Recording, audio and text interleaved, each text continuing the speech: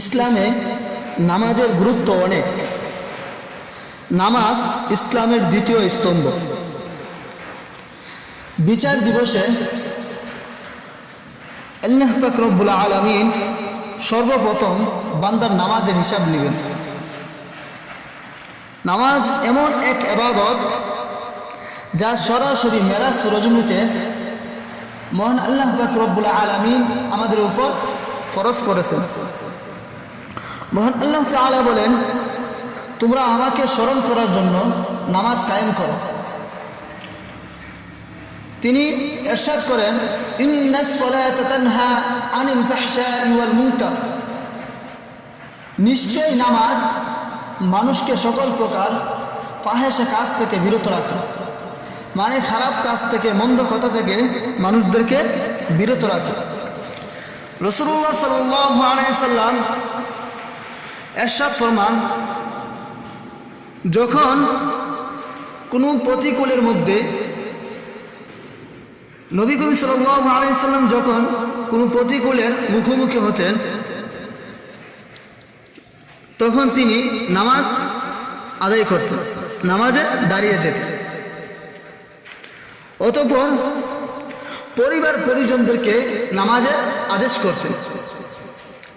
তিনি এই আয়াত পরিবার পরিজনদেরকে শোনাতেন, ওয়া'মুর আহলাকা বিস-সালাতি ওয়াসতাবির আলাইহা লা নাসআলুকা রিজকা নাহনু নারযুকুক ওয়াল আকিবাতু লিত-তাকওয়া।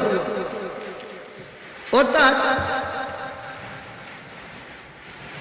তোমার পরিবার বর্গকে নামাজের আদেশ দাও ও তাতে অবিচল থাকো।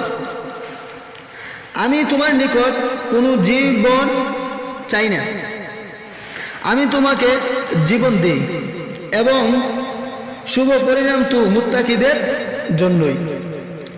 মহানবী সাল্লাল্লাহু আলাইহি ওয়াসাল্লাম হাদিস শরীফের মধ্যে ইরশাদ ফরমান, আউয়ালু মা ইউহাসাবু বিহিল আবদু ইয়াউমাল কিয়ামাতিস সালাহ। কিয়ামতের দিন সর্বপ্রথম বান্দার নামাজের হিসাব নেওয়া হবে।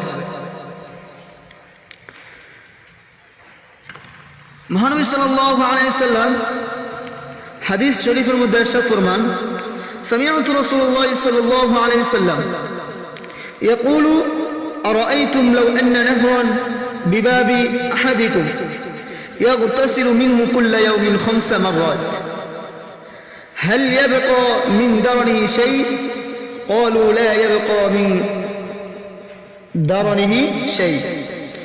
قال فذلك مثل الصلوات الخمس يمحو الله بهن الخطايا.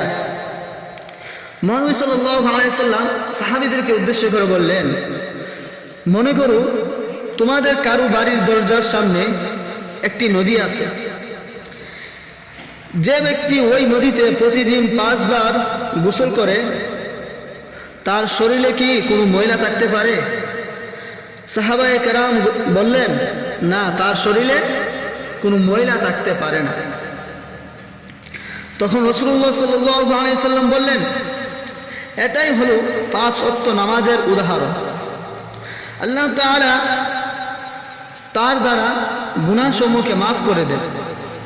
যে ব্যক্তি 5 ওয়াক্ত নামাজ পড়ে, আল্লাহ তাআলা তার গুনাহসমূহকে মাফ করে দেন।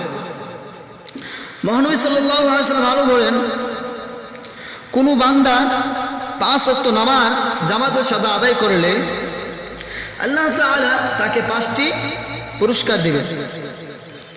কি দিবেন? যদি কোনো বান্দা 5 ওয়াক্ত নামাজ জামাতের সহিত আদায় করে, আল্লাহ পাক রব্বুল আলামিন তাকে 5টি পুরস্কার দিবেন। 5টি পুরস্কারের মধ্যে প্রথম পুরস্কার হলো তার জীবিকার অভাব দূর করে দিবে। আমরা দুনিয়ার মধ্যে খাবারের জন্য, রিজিকের জন্য দৌড়াদৌড়ি করি। আল্লাহ পাক রব্বুল আলামিন বলেন যে 5 ওয়াক্ত নামাজ যদি আদায় করে, তাহলে আল্লাহ পাক রব্বুল আলামিন তার রিজিকের অভাব দূর করে দিবে। দ্বিতীয় নম্বর হলো আল্লাহ পাক রব্বুল আলামিন কবরের আযাব থেকে মুক্তি দিবেন। যে ব্যক্তি 5 ওয়াক্ত নামাজ জামাতের সহিত পড়বে, তাকে 2 নম্বর পুরস্কার কি দিবেন? কবরের আযাব থেকে মাফ করে দিবেন, মুক্তি দিবেন। 3 নম্বর পুরস্কার হলো হাসরের ময়দানে আল্লাহ পাক রব্বুল আলামিন তাকে আমল নামা তার ডান হাতে দিবে। কি করবে?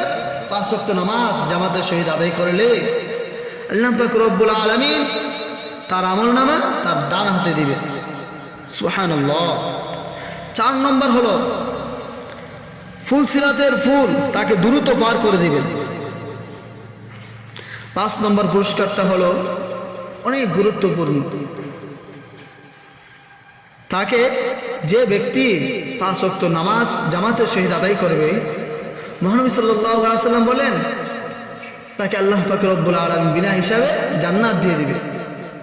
আল্লাহর নবী বিশ্বনবী হযরত মুহাম্মদ মুস্তাফা সাল্লাল্লাহু আলাইহি ওয়াসাল্লাম বলেন যে ব্যক্তি 5 ওয়াক্ত নামাজ জামাতের সহিত আদায় করবে, আল্লাহ পাক রব্বুল আলামিন তাকে 5টা পুরস্কার দিবেন।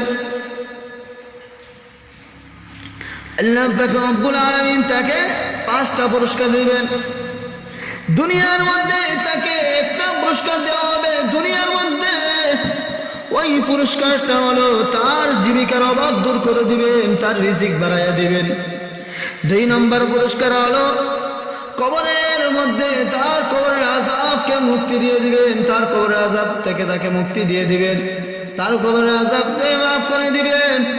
3 নম্বর পুরস্কার হলো হাসরের ময়দানে তার বান্দাকে তিনি ডান হাতে আমল নামা দিবেন।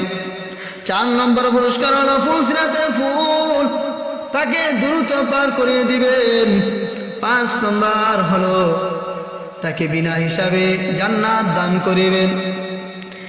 নামাজ আমাদের সবার উপরেই ফরজ। নামাজ হলো ফরজ একটা ইবাদত, কোনো অবস্থাতেই নামাজ ত্যাগ করা যাবে না। মনোযোগের সাথে নামাজ আদায় করতে হবে। নামাজে দাঁড়িয়ে এদিক ওদিক তাকানো যাবে না। নামাজে দাঁড়িয়ে দুনিয়াবি চিন্তা ভাবনা করা যাবে না। নামাজে দাঁড়িয়ে দুনিয়ার চিন্তা নিয়ে বলবো দেখা যাবে না। নামাজে দাঁড়িয়ে শুধু আল্লাহ পাক রব্বুল আলামিনের কথা ভাবতেই হবে। নামাজ এমন ভাবে পড়বে, মহানবী সাল্লাল্লাহু আলাইহি ওয়াসাল্লাম বলেন তোমরা এমন ভাবে নামাজ আদায় করবে যেন আল্লাহ পাক রব্বুল আলামিনকে তোমরা দেখছো। আর যদি তাকে দেখতে না পাও তবে ধরে নেবে আল্লাহ পাক রব্বুল আলামিন তোমাদেরকে দেখতেছে। এভাবে নামাজ আদায় করলে মহান আল্লাহ পাক রব্বুল আলামিন তার বান্দার প্রতি খুশি হয়ে যান। সুবহানাল্লাহ। আল্লাহর নবী বলেন তোমরা এমন ভাবে নামাজ আদায় করবে যেন তোমরা আল্লাহ পাক রব্বুল আলামিনকে দেখতেছো। আর যদি আল্লাহ পাক রব্বুল আলামিনকে দেখতে না পাও তাহলে তোমরা ধরে নিবে যে আল্লাহ পাক রব্বুল আলামিন তোমাদেরকে দেখতেছে। আল্লাহ পাক রব্বুল আলামিন আমাদের সবাইকে 5 ওয়াক্ত নামাজ জামাতের সহিত আদায় করার তৌফিক দান করুক। আমিন। ওয়া আখিরু দাওয়ানা আলহামদুলিল্লাহি রাব্বিল আলামিন।